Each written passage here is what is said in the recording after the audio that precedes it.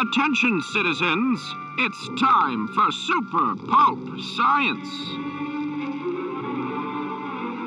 This is Super Pulp Science, where we talk about how genre gets made. Now, normally, I would have my long-suffering co-host, Justin Curry, known the world over as Chasing Artwork, here on the show.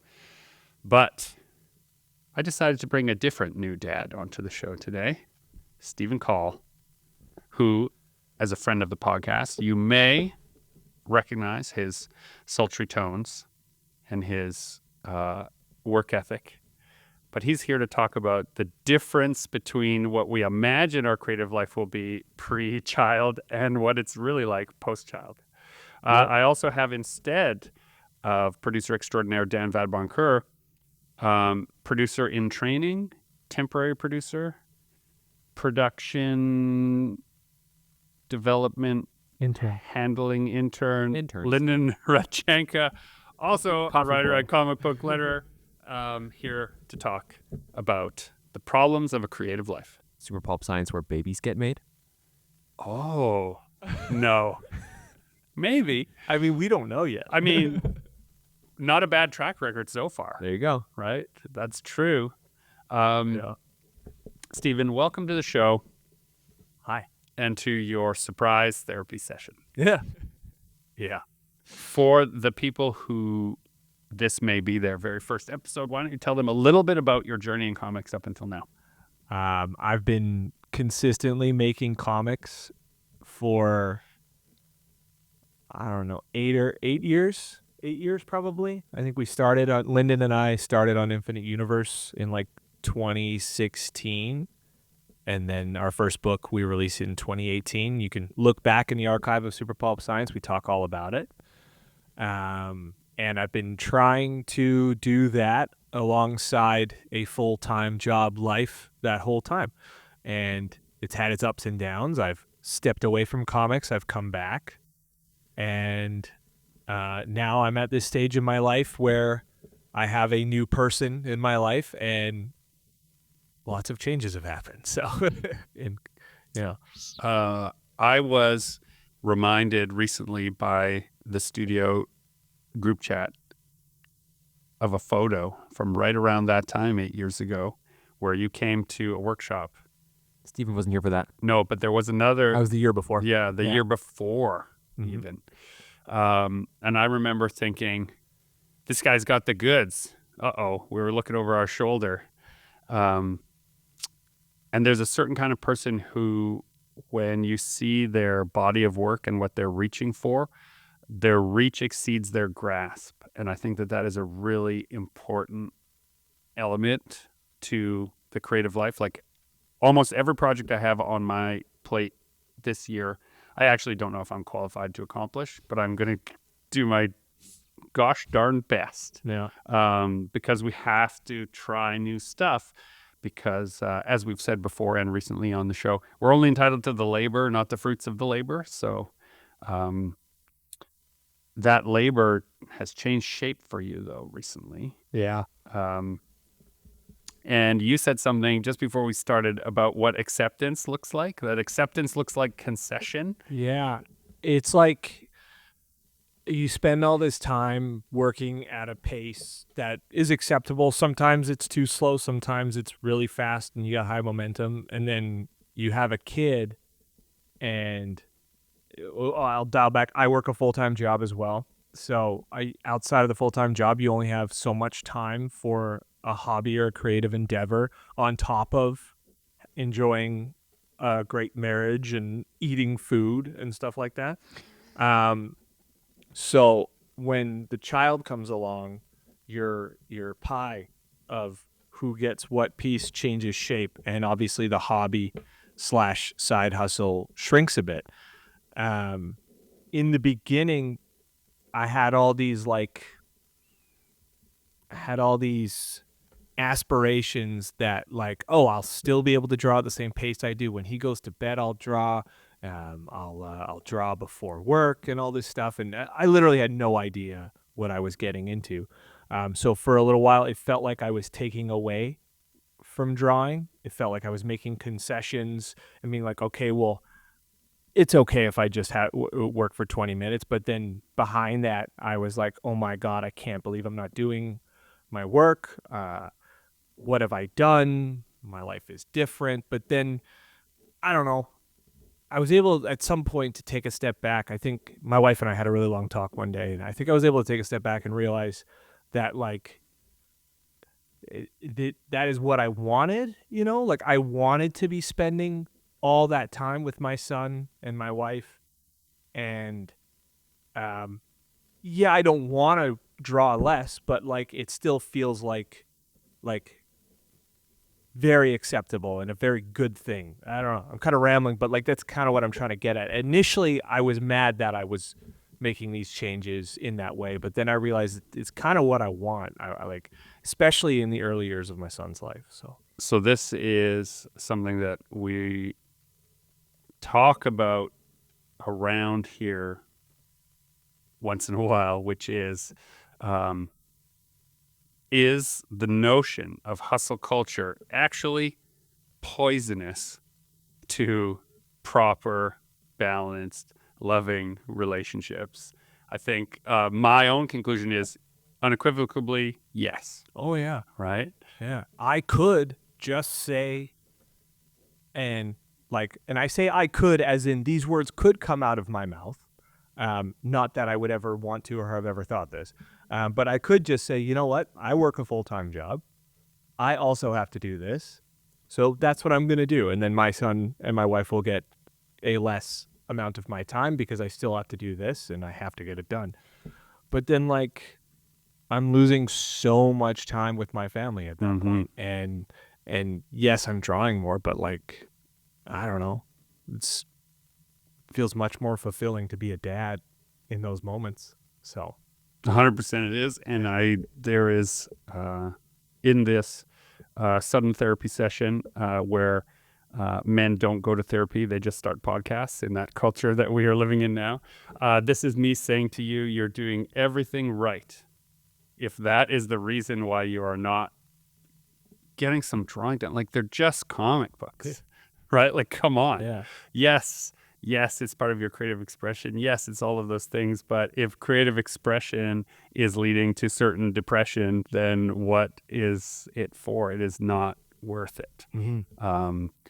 And all that time comes back. Oh yeah. Right? Like your life, genetics willing, will be long and fruitful, and you'll have plenty of time where they're off doing other things and you can fill it up. I figured that all out too. Like that was part of the happy acceptance of like, this is right now and things will change down the road. Like, he's going to go to school one day. He, is just going to get older and be able to maybe sit and color while I draw. And like, there's all these little things that are going to happen. And I'm very excited for those things to happen. And I don't know, I've just come to a place where I have to accept where I'm accepting like what is the now. And then the now is maybe 2 hours of drawing a day. And I mean, that's probably more than I thought I'd get. Or I was going to say, to a lot of folks, that's an enormous amount of drawing. Yeah. Right? To happen in a week, who are trying to also balance everything else. So I would not sell yourself short. Right. I would also like to say that tension is leading you into some incredibly inventive and wonderful compositions that I have seen. That's the other thing, is I'm like drawing the least amount that I have in the last 9 years, but I'm like making some of the best stuff I've ever made. Right. I'm turning drawings that I drew 2 years ago by inking them into completely different pages, and I'm blowing my own mind. It's really cool. You are a very decent man, Peter. I'm a goddamn saint. Well, saint's a little bit much. Why not just give up? I can't. I did that once. Talk about that. Giving up. Sorry, it makes me emotional to think about it. Dude, we love you. You're in a good spot. Nothing to be apologizing for. However, look at this. I was prepared. I didn't do that. No, you didn't do that? That's good producing. So I quit comics once, and I got all squirrely. And I don't want to quit it. I like it too much. It means a lot to me. Why do you think it means so much to you? I don't know. My whole life, I always drew and never really found something I liked to make. I just knew I could draw. It was and then I found this, and I was I got really good at it. And I like telling stories, and I've made a lot of friends with it and stuff. So yeah, I could elaborate, but I'll just cry. And then I look at my future, and now that I have my son and my wife, and I just look at what my life could be if comics flourishes, even if it never becomes my full-time gig. It's such a component of my happiness, and as long as I'm even doing it a small amount, I just feel really good, Someone said to me once that the promises that you keep with yourself are the ones that make the biggest difference in your life. And so maybe what that comes down to is you've decided that you're a storyteller and that you're going to tell some of these stories, and you made a promise to yourself, knowing how hard it would be, that you wouldn't quit it. And I think there's definitely an aspect that happens when you become a parent, that if somebody asks you, your kid will eventually ask you, what did you want to do with your life? Yeah. And you'll have to explain that you didn't do what you wanted with your life. And I think that when you're a new parent, there's a dread that bubbles up about that. And I've seen it with a lot of my friends, where they are in a place in life where their kids are now excited about what they want to be, and they are conflicted because they want to talk to them about how the world is. Yeah. But it's sort of like how they accepted the world made them. Yeah. Yeah, and I don't want my son to grow up and find all this cool stuff that his dad made and then go, "Wow, Dad, you used to do this?" And because growing up, one of my best friends growing up, his dad's a great guy. He's a good dad and everything like that. And I remember we were rooting around in his basement, and we found this stack of drawings with dates from the early 90s, and his dad could have been drawing Conan. Right. They were literally drawings of Conan, and they were amazing. And it's oh my gosh.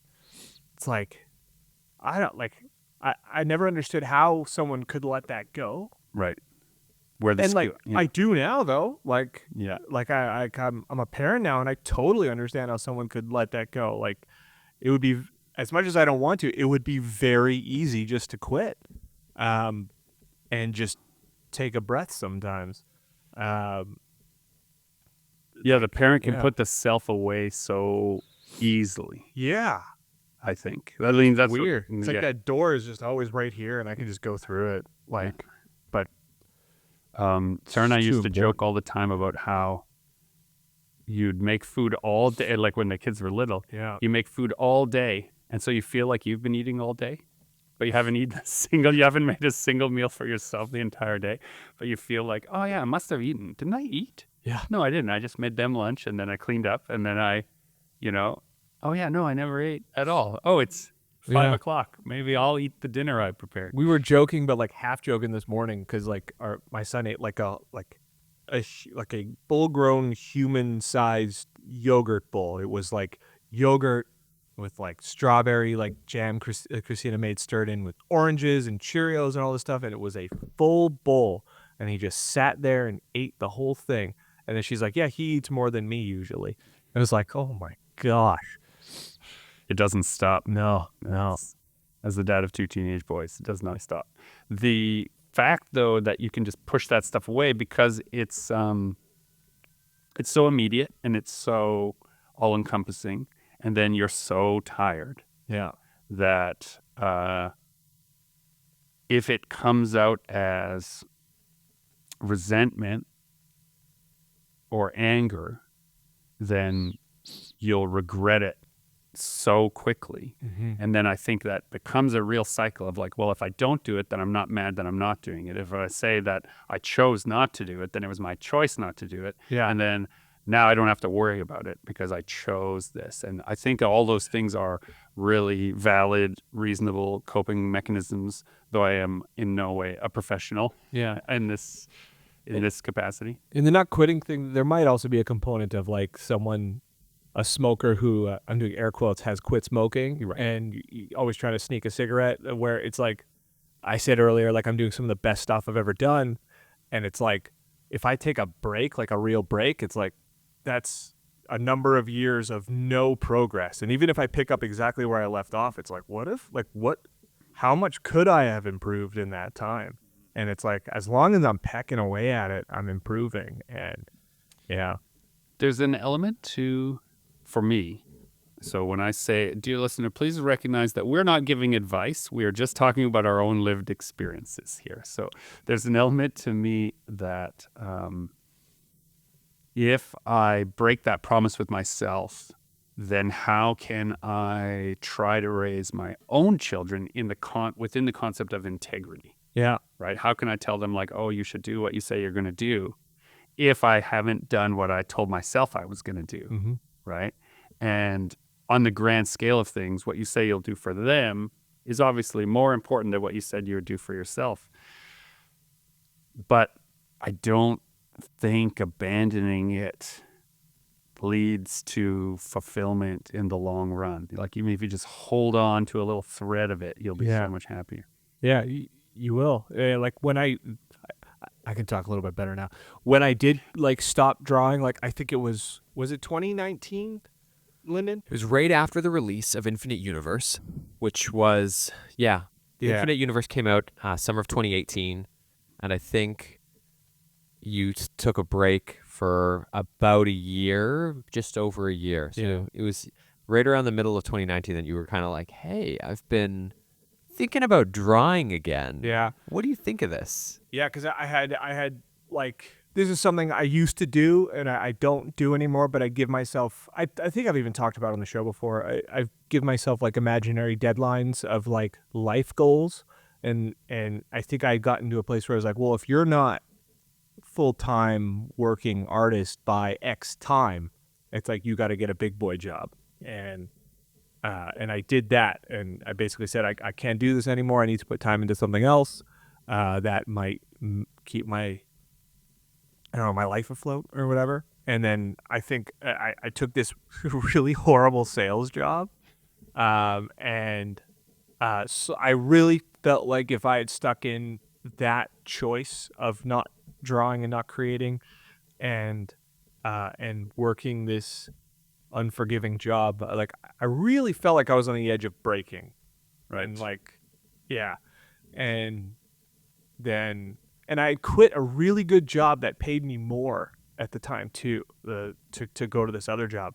And lucky enough, at the end of that time, that job took me back, and Lyndon took me back into comics. No one escapes me. Yeah, and that was just when I realized I need it. Jack has a baby. I realize such a concept tends to negate our belief in a benevolent God, but yes. You know, as long as you're telling all kinds of real truths here on the podcast, I can do it too. I have friends and family members who have dealt pretty with limited success with certain addictions that I think the real inciting incident for them was giving up on who they were and becoming who they were told they had to be. Yeah. And that was their only coping mechanism.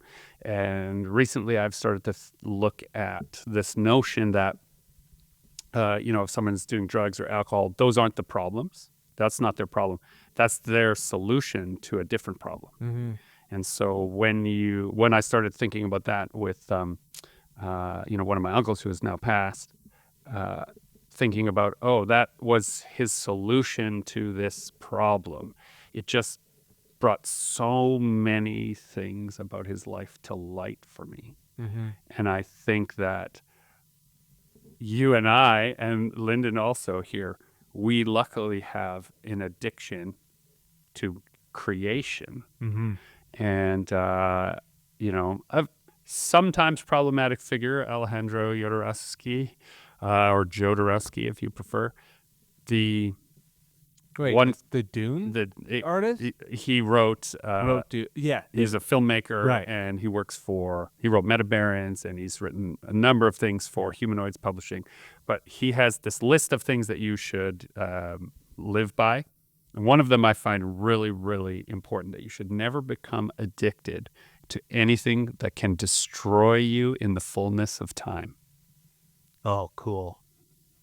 I like that. Right. And I realize, when I'm thinking about my uncle, he became addicted to something that will destroy him and did destroy him in the fullness of time. Yeah. And you and I have become addicted to something else, which is not going to leave us problem free. Yeah. Like alcoholism definitely disrupted his family life. And was a poisonous influence in his family life. And being addicted to needing to have self-expression, needing to have working time, needing to have time to just think about this idea and work it out on paper. It creates tensions in my family life that are not all simple, easy, or happy. Yeah. But at the end of the day, I'm not poisoning myself. And it's much easier to be talked out of it. Like, hey, if Tara says, did you notice you've been in a shit mood for 2 weeks? Maybe it's time to take a break from this thing you said is supposed to be making everything better. Yeah. Right? It's been a lot easier to look her in the eye and say, wow, yeah, you're right.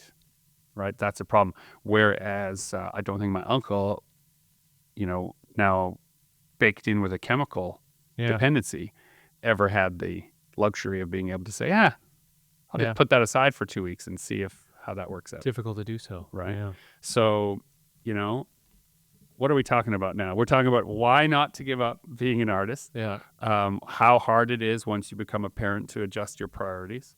How the notion of what is full time. Yeah. Really, it's such bullshit.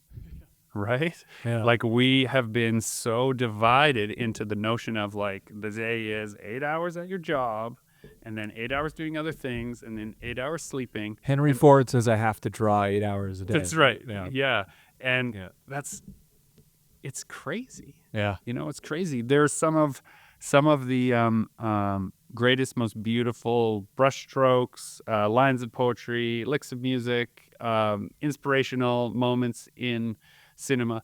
Those all happened in an instant. Yeah. And often by mistake. The person was just there and caught that moment. And so I think it's okay to let the industrialization decouple from you. And especially because we at the studio have that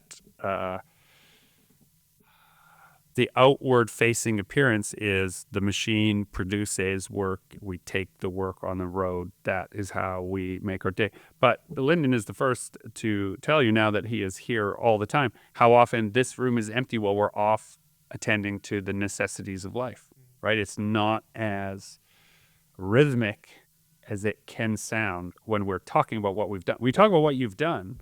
It always makes sense as a story. When you're doing it, Lyndon, when we're doing it here, it often makes almost no sense. Yeah, there's no rhythm, and it's funny because when you're here, Steven, there's usually 2, 3, 4 of us that are hanging out and doing stuff. That happens once a week. Yeah. It's not every day. Yeah, I think I knew that. There's in fact, the thing I dislike the most is I come down here to work and there's no one else here. Yeah. Which Gregory and Justin love because they have busy households. Yeah. But I leave my warm house where it's very peaceful still. Yeah. As the only one in this studio that does not have a child. Yeah, you want life happening around you. Exactly. That's right. And I'm here alone, and it just makes me upset. Yeah. But one of the things that I wanted to ask you about is how you have reconciled the creative buildup in your brain versus the creative output that you can make with your hands. because what I've been going through lately, and something we've talked about on the podcast a lot, I know. is I've been listening. we all have so many things that we want to work on, but there is not enough time to do it. And let me further add to that, just as another layer before you respond. When you see people doing things, you then believe you could do it too, especially if it's a bunch of jokers like us, right? Yeah. And so then Make that video game. that's right. The limit suddenly seems not as real as it is. Yeah. And so then the barriers and the self-talk of like, oh, well, I should probably just try, Yeah. right, is now more in the foreground. Well, why don't I try that? Why don't I try that? And suddenly you've got 10 or 15 things that you feel like you could probably accomplish. And then it's all gummed up and you can't execute any of them. Yeah. How I reconcile that creative buildup, that's historical for me. That's my whole life how I do this. It's blasphemy to say I don't and have never kept a sketchbook. I don't write my ideas down. I don't sketch them down. I take the task at hand and I draw it. You're brave. Yes. So much braver than me. Or I write it or whatever it is. And because I still have almost 6 or 7 issues of comics to finish on my plate right now, I can't start anything new anyway. So if it's a good idea, I bask in it for a little bit. If it's that throws good, it away. Oh my God. if it's that good, I will write. I have 2 notes in my phone with ideas that I thought were really good that I want to revisit later. But I go, if I thought of it now, and I can't make it right now, then it's just not meant to exist, and I'll think of it when I have free time. Dear listener, I'd like to paint a picture of 2 different people. One is an old prospector. He has a broken down mule. It is covered with every tool he can imagine he will need to find the gold. He has pans with him. He has pots. He has food. His back is bent. His fingers are gnarled. His clothes are threadbare. This is how Gregory goes looking for ideas. I'm going to sift and look, and I think there's gold. He turns and looks. The sun is setting, the warm glow on the horizon. Here walks Stephen with nothing. Certain gold is out there. Yeah. Confident he will bring it back in his pocket. I'll trip over it. This is like, could not be like, I find this. Like, that's inspiring to me. Yeah. Right? Like, I have built up all of these stupid habits and superstitions about how I have to catch and sift the ideas. And you're just like, if it's good, it'll be good when I do it. Yeah. It'll be good when I get to it. Yeah, that's your alter ego speaking. Jim Bachuk.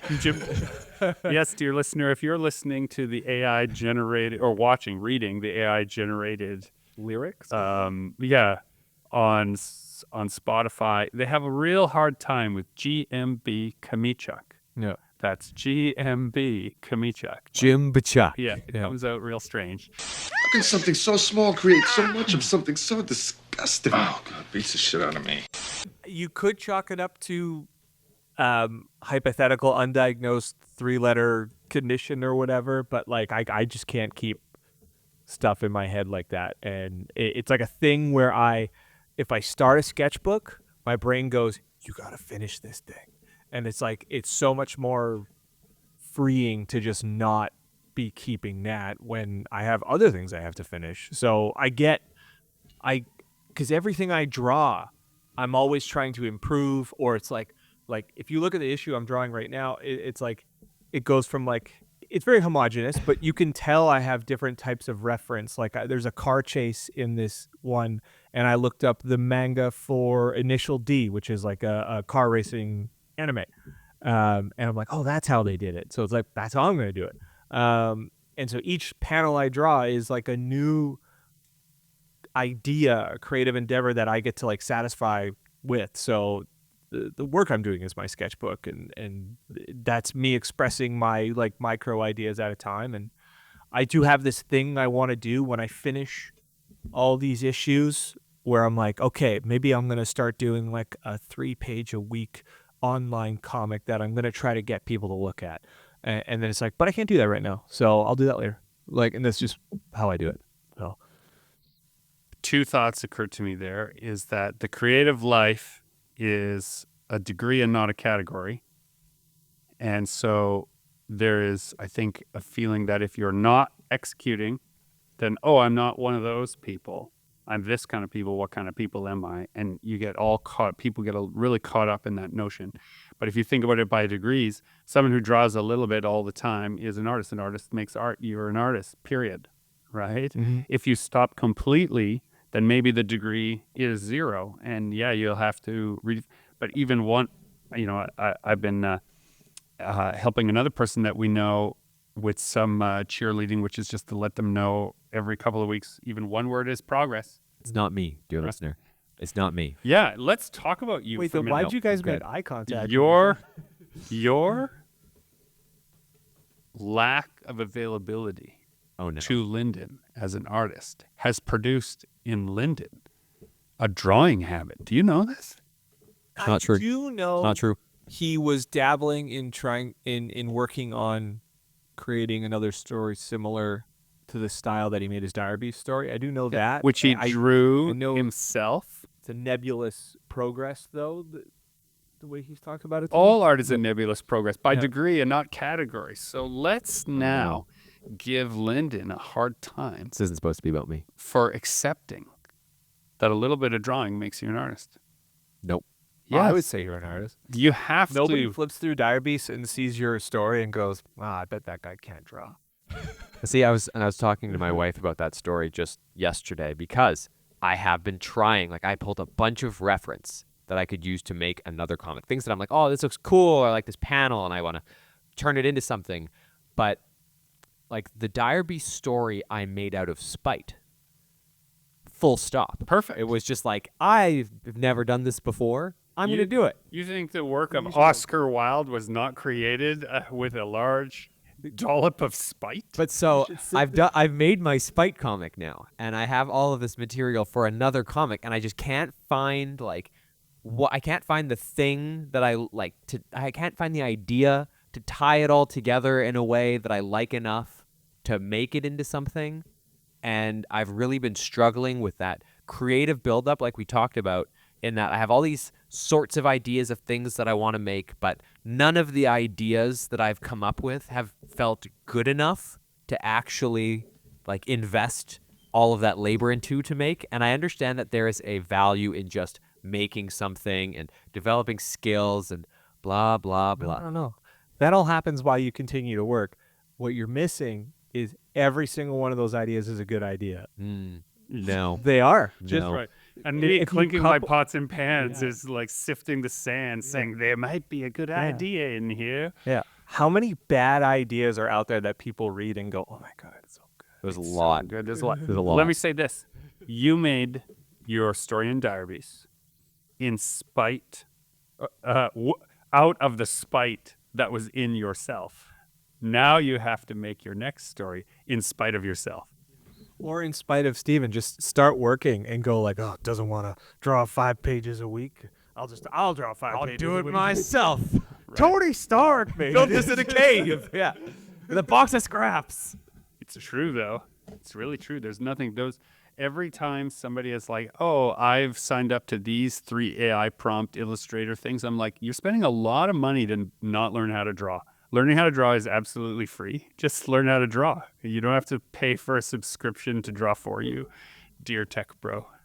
See, the nice thing with Steven's current pace is I'm so far ahead in the writing that I don't have to give him any new work for 3 years. Yeah. And the books are going to be great when they come out. Yeah. Yeah.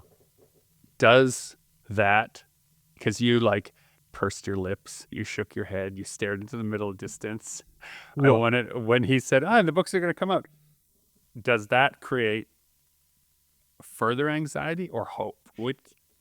It did create anxiety in the past. That was another thing. I had Lyndon being my creative partner. He was someone who I felt like I was gonna let down by not working fast enough. But I don't know. We've talked a lot. He made it very clear that I'm not letting him down. But I think that's just me. I had built that up Right. in myself. And on top of that, we have a project with you Yeah. that I'm. Well, you saw me mark it here to Well, remember yeah. to say it. But the whole reason is Yeah. that I wanted to make it, put it on the record that, like, Yeah. there's no expiry date on doing those panels one at a time. If it takes you 5 years to finish that 13 horse collection, then that's how long it takes you. Every time you think, I should read a story to my child, or I should work on 13 horrors. If you pick 13 horrors, then I'll be disappointed, right? That is how I feel. What's funny is when I think about 13 horrors almost every day. I think about Laundryman 3 almost every day. And he's currently working on Laundryman 2, for the record. But as I'm drawing Laundryman 2, this is how I think of it. I go like, oh my God, this is so good. Then I go like, I think about, there's a story in 13 Horrors that's like a 10-page, basically like gun kata, gun fu type thing. And I'm just like, oh my God, that's going to look so good. Like I can't wait to draw it. And then I think about, here's like when you get the creative buildup, I think about Laundryman 3 because I get in my head, I really want to create like a fantasy stuff and draw that kind of thing. There's a certain fantastical element to Laundryman 3, and then I go, oh, once I get on Laundryman 3, I get to do that. That's awesome. Or like 13 Horrors, there's action, I get to do that. Or so I can. That buildup goes away very easily. See, I completely lack your certainty and self-confidence in what you'll be able to do when you get there. Yeah. When I have an idea, I have to execute some of it before I can say I'll do it later. Like this is literally the mania that I find myself in sometimes is like, oh, I have this idea. If I don't immediately finish, and it's usually I tell myself at least 3 pages so that there's a page turn. Yeah. If those 3 pages can't be accomplished, then I should abandon that idea because if I couldn't start it now, I'll never be good enough to finish it later. It's very negative self-talk, and it becomes, I convince myself that it's okay because at least I'm making comics, but it ends up in these fragmented beginnings that are often, when it comes time to start the project, not of use because your style progresses, your workflow progresses and changes, and so I can't go back and just add those early pages. Yeah. You know, and I like to think like the time you're not doing that project that you want to do later, in your off time from drawing, you are still kind of working on that project. Like I think about Laundryman 3 a lot because I get to, with no spoilers, I get to draw like a really cool village and stuff like that. And like I like the idea of hill villages and like where they're all like piled up on a hill. And like over Christmas we watched Klaus. Yeah, it's such a... And like that's just an image of what I want to see. And then we saw Nosferatu, and that's all in that little German town. And I'm like, oh my God. And I'm just sucking all this up, and I'm thinking like, and I rationalize to myself the acceptance of not being on that project yet, where it's like, well, if I had already made that project, I would never be able to incorporate this feeling I have into it. That I got from watching, say, Nosferatu or something like that. How do you... I'm curious to know, like what I'm thinking of now is you're saying to yourself, oh, here's this cool influence that is in my future, and you believe it. So completely, like you're just nodding your head like, well, yeah, obviously you believe it. Yeah. I have to convince myself so often of what is in my future by doing something now. This is why I think that old prospector with everything piled on the mule is really important. It's like, oh, I found some of these rocks. Maybe Jim Bachuk, with old prospector. He's got everything. He's looking for gold, and maybe this will lead me there if I just, look, a scrap of paper. Maybe if I find 100 scraps of paper, there'll be a map to treasure. Right? Yeah. I don't know where that comes from. But when you're feeling like, oh, is the time slipping away? Please recognize that this certainty that you have is a rare commodity. That's a baby. Oh, I know it's a baby. What's it doing there? It's sleeping. That's part of why I'll never give up, because it's just always going to be there. If I stop drawing, I'm still going to be looking at like, I'll still be looking at the way a movie is shot and go, oh, that solves that problem that I had, like I'd be like, oh, I could have done it that way, and I'll just always do that. Like I be it movies, comics, or if I'm sitting in traffic and just looking, I'll be like, oh, okay, I see how that works. And like I feel like I'm always learning how to like create the compositions that I want and stuff like that. And it's like I log them in a place where I can't access them until I am confronted with that puzzle to solve later. So, Oh man, yeah. that degree in category is really right now, right? Yeah. This is really good. Gregory, Yes. should Steven Uh-oh. hire a colorer? Steven. We do you- talked about that We a talk lot. about this a lot. Yeah. This is my question of Steven. Do you like coloring your own work? I love coloring. Then no. Yeah, I would love to hire someone to make it faster, and that's definitely a consideration if we get to a point where like, you know what, like it's this close to being done and So, nothing needs is colored. I'll tell you how you would create that, but it would really mess up your life. So don't follow this advice. Right? This is not advice, but this is what would, I think, precipitate you needing a colorist. If you started sending out the work you're doing now as samples to publishers, you would get work, no question. And that work you would not be able to do at speed. Mhm. So you'd need to have a colorist, Mhm. right? But then it would take some of the joy out of it. And so then your work would suffer. And then you would be taking time away from your family to do work that's suffering so that you could do it on time, so that you could keep a promise to yourself, which really is a lie if you took it from the thing that is more important to you. Yeah. And then there's also the factor of how I've been talking about drawing this whole time. It's the same with coloring. Like Lyndon and I had a long conversation with a Canadian publisher at Prairie Comics Festival, and he gave me a bunch of advice on my coloring. And then I talked with he's DC colorist. Brad DC? Brad Anderson. Yeah. Brad Anderson. Yeah, he's doing And of Ghost Machine fame. Yeah.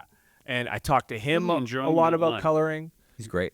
And then over the winter, I've read a ton of I read like all of Daniel Warren Johnson's Transformers and stuff like that. And like, so therefore I'm staring at Mike Spicer's colors over and over again. And I'm like, and I'm taking all this in, and it's the same thought where I'm like, oh, when I get to color this, I get to do these things. I get to try these things out.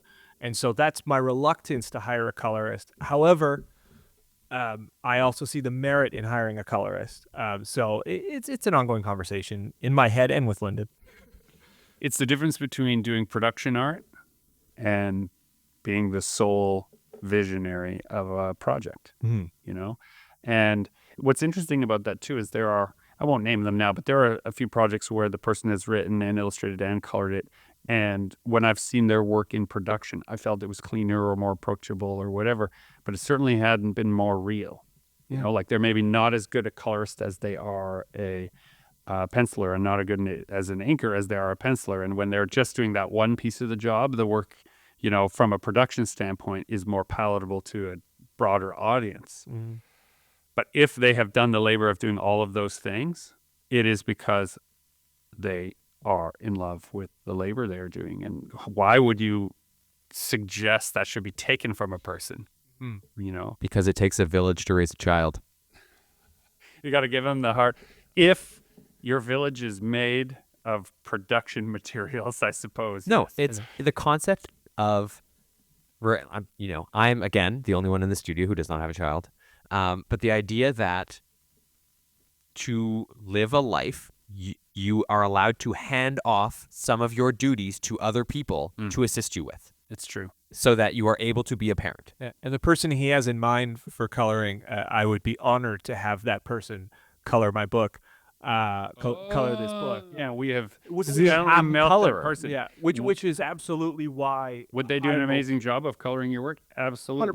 100%. Would it take away some of your joy, though? That's the real question. Yeah, but that's the thing too. Like I color fast. It's just getting the work to the point where it's color time. That's color time. yeah.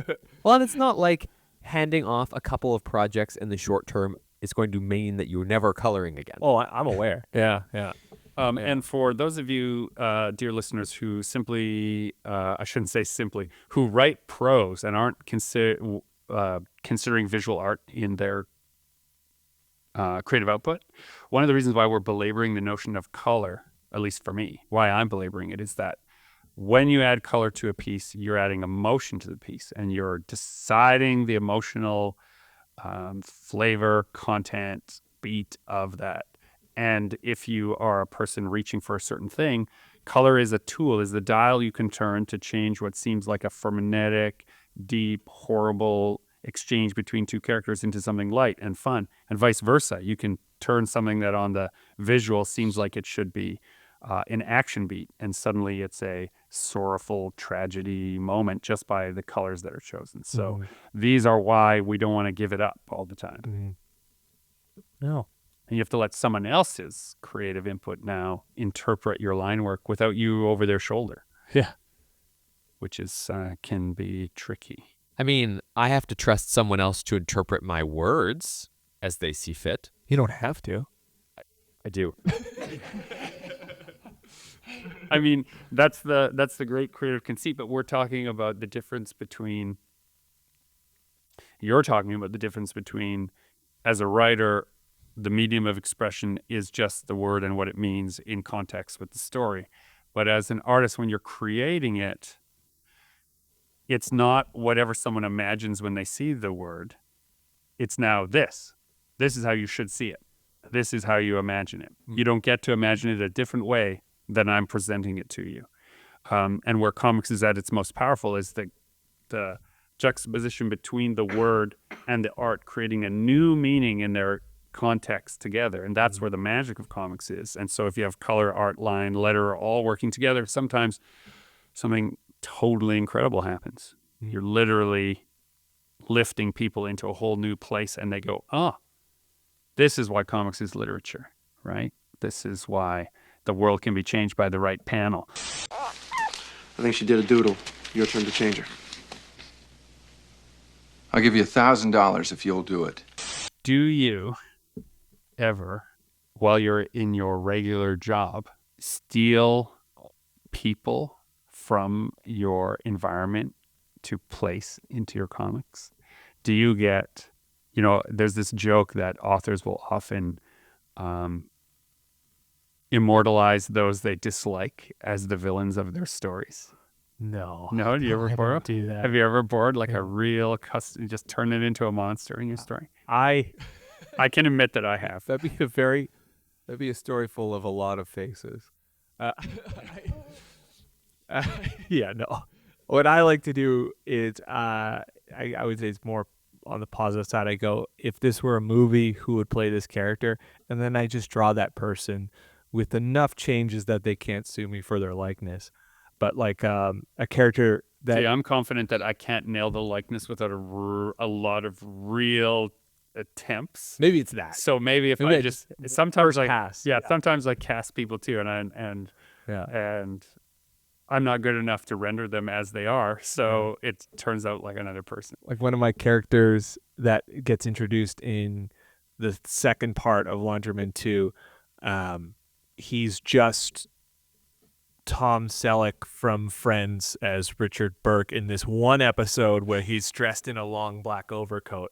And I'm like, that's just who it is. And like and then I'm like, okay, well, if he's going to be this Tom, because I needed him to be a big guy. And it's like, if he's going to be that guy, then I guess Tom Selleck drove a Ferrari in Magnum PI. So he's driving a Ferrari. And then, but it's a black Ferrari. And so I spent like all my downtime at work one day sketching Ferrari Testarossas to figure out how to draw them so that Wait, if only you'd had a sketchbook, you could have kept those drawings. Yeah. We could have sold them for money. Yeah. And so I did We need all the that, money. But and then Don't monetize his dreams, Lyndon. That's exactly what I'm trying He's to do. busy dreaming them. I spent all this time teaching myself how to draw a Ferrari Testarossa because I literally had a transparent or translucent image on my iPad threatening me to be like, it's like, trace me. And I'm like, I'll never trace you. And then it was just there to move on and be like, hey, I did get that line right.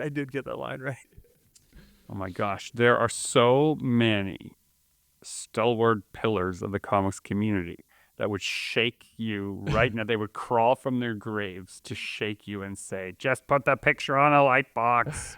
Your life is too short. But you said, no, I'll learn how. Yeah.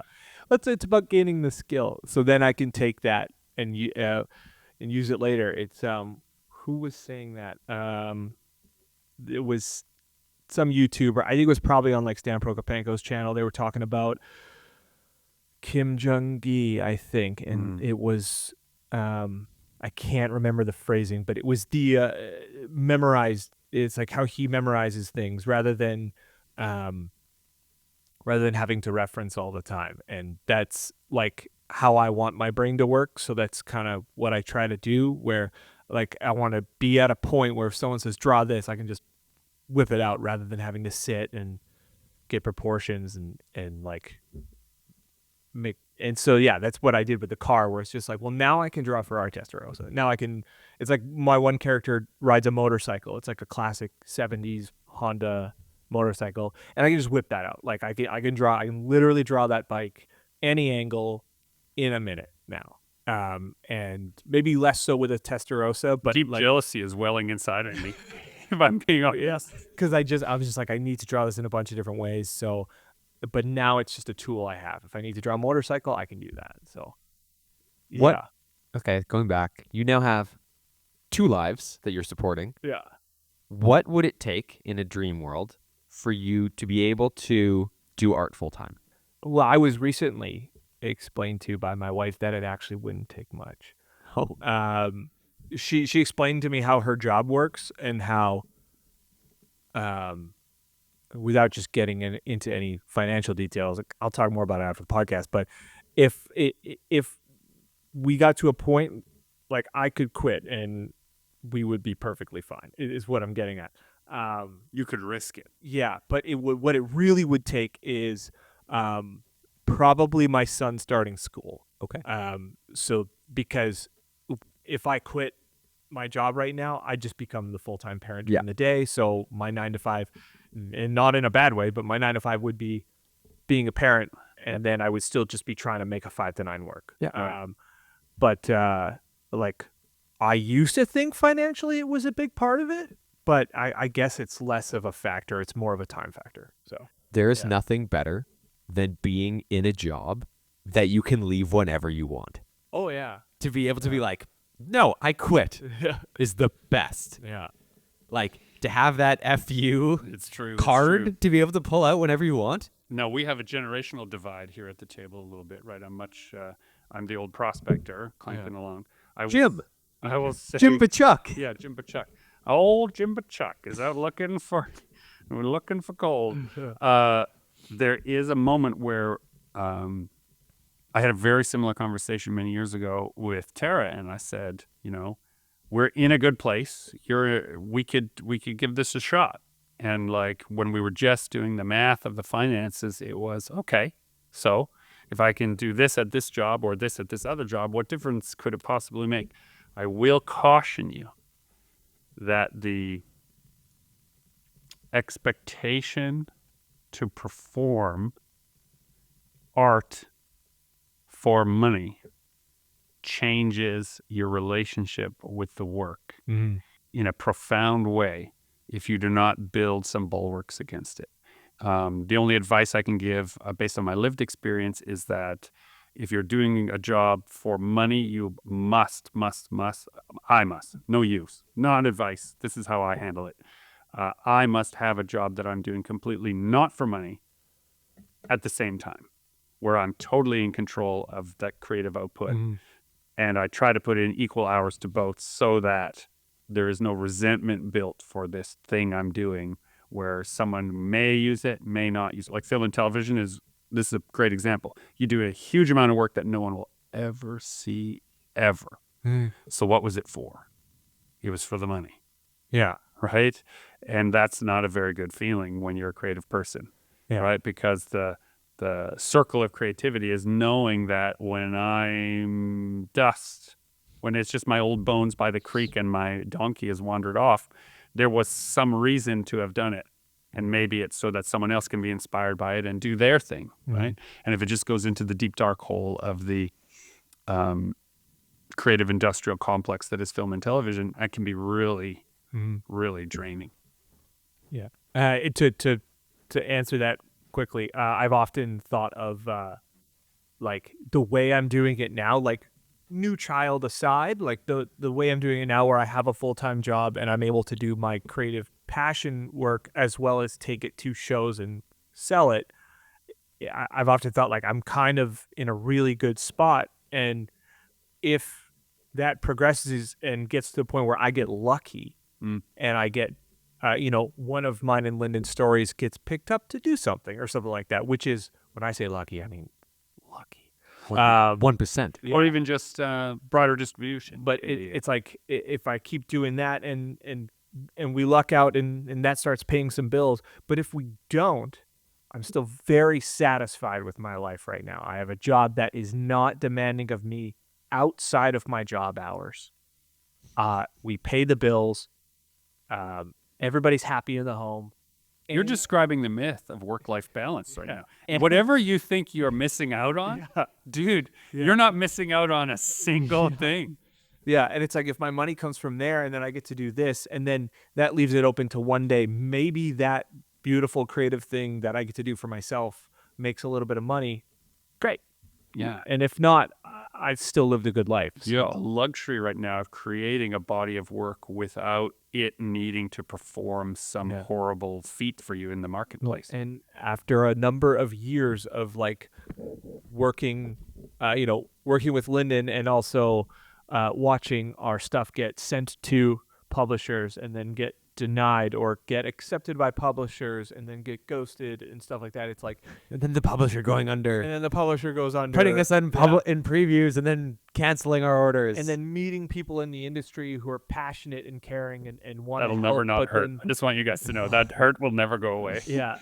And then they want to help, but then like seeing their life being so bogged down and so busy that like to wedge in there and like, but to live that life is also seems stressful. It's like, it really makes you just come back and accept what you're doing in the day and really enjoy how you have it. So yeah, how I have it.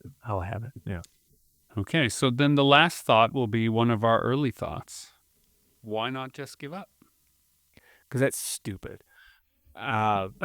Because it makes me happy. Because you already did it once, so we can't do it again. Because I'm not good at video games, so I have to do something in my free time. Got to do something in your free time.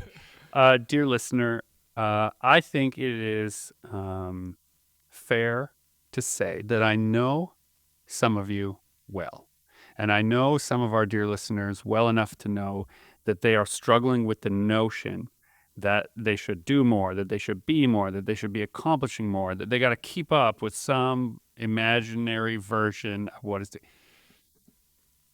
This is me and Stephen and Lyndon telling you, well, Stephen and I anyway. I would never say whatever you're about to say. Right.